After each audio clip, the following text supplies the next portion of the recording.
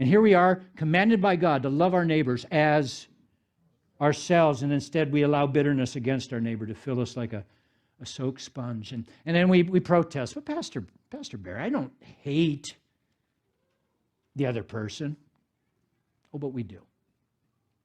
We get all Gore Vidal with other people, and we feel a little bit of happiness should they fail or in some way. It's just like a little chocolate-covered cherry, just a little burst of endorphins that we feel inside like,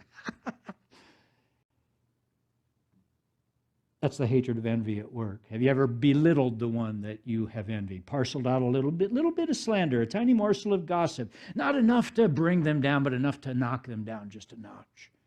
That's hatred. There's a story of a genie who appears before an envious man. He says, one person he's just always envious of, and the genie appears to him and offers to give him anything he wants, provided that he gives the other person a double portion. And at once the envious man said, then make me blind in one eye. Like we said earlier, there's no pleasure in this sin. None at all. Martin Luther once said, too many Christians envy the sinners their pleasure and the saints their joy because they don't have either one.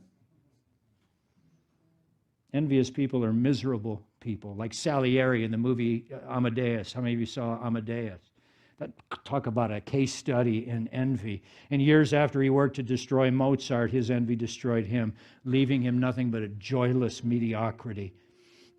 Envy lashes out at others, but it only wounds itself. The Bible says in Job 5:2, resentment kills a fool,